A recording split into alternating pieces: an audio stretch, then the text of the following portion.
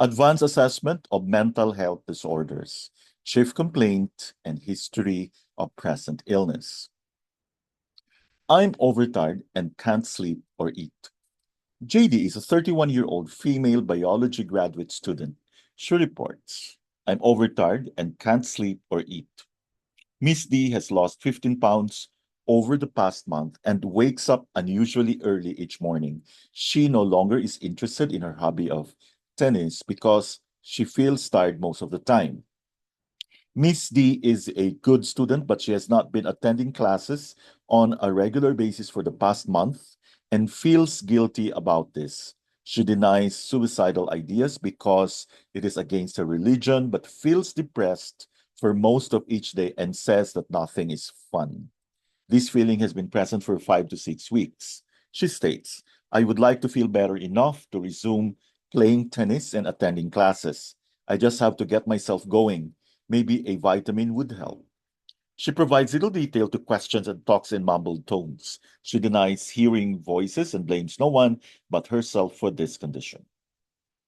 Common chief complaints related to mental health disorders include such symptoms as sleep disturbances, mood, emotional alterations, weight loss or gain, cognitive difficulties, personality changes, and delusions or hallucinations.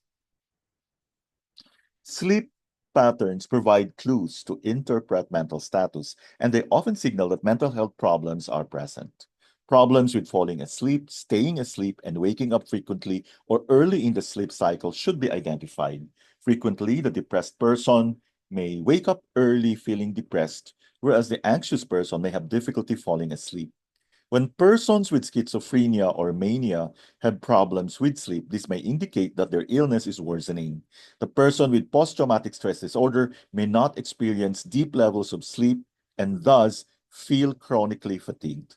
Lack of sleep may affect all components of the mental status examination. Thus, it is important to ask about quantity, patterns, and quality of sleep when discussing the history of present illness. Onset. Was the onset sudden or gradual? Quality. Do you have trouble falling asleep? Do you have trouble staying asleep? Are you always tired? Are you tired even when you get a full night's sleep? Knowing the nature of the insomnia or fatigue helps narrow diagnosis. Depression may present with trouble falling asleep and always feeling fatigued. Patients with generalized anxiety disorder may be easily fatigued and may have difficulty falling asleep or staying asleep. Patients with bipolar disorder may feel as if they do not need to sleep. Duration. How long have you been experiencing this symptom?